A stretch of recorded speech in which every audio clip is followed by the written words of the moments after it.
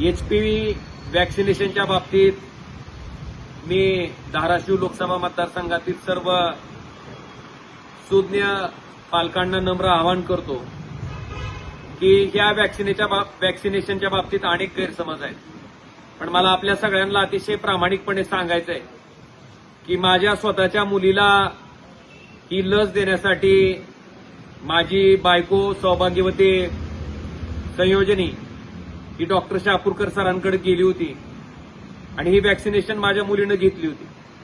आणि त्यावेळेस शापूरकर सरांनी माझ्या मंडळीच्या लक्षात आणून दिलं होतं की ही लस सगळ्या गोरगरीब मुलींना सुद्धा त्या ठिकाणी मिळणं गरजेचं आहे.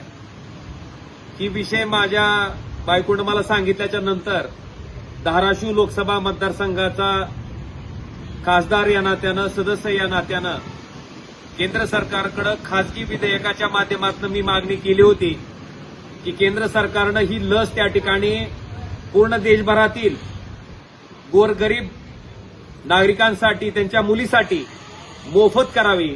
आणि मला अतिशय आनंद आहे की केंद्र सरकारने हे लसीकरण मोफत करायचा निर्णय घेतलाय. पूर्ण महाराष्ट्रामध्ये, आपल्या जिल्ह्यामध्ये 8 मार्चपासून हे लसीकरण त्या ठिकाणी सुरू आहे. हे लसीकरण 14 वर्ष पूर्ण झालेल्या मुलींना त्या ठिकाणी दिलं जातं आणि 15 वर्षाच्या आतमध्ये 14 ते 15 वर्षाच्या मध्ये त्या ठिकाणी दिलं जातं.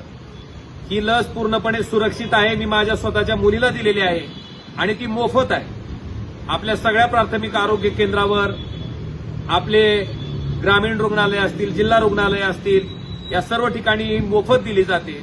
आणि या लसीकरणाचा फायदा असा आहे की क्रमांक 2चा कॅन्सर जो महिलांमध्ये आढळला जातो, गर्भाशयाच्या मुखाचा, त्याच्यामुळे अनेक महिलांना आपले प्राण त्या ठिकाणी गमवावे लागतात. मला वाटतंय ह्याच्यापासनं आपल्या लेकराला, आपल्या मुलीला वाचवण्यासाठी आपण सगळ्यांनी हे लसीकरणाचा लाभ घ्यावा आणि ही लस आपल्या 14 वर्ष वय पूर्ण केलेल्या मुलींना त्या ठिकाणी द्यावी, असे नम्र आणि कळकळीचं आवाहन मी सर्व धाराशिव लोकसभा मतदारसंघातील जनतेला करतो. धन्यवाद. जय महाराष्ट्र.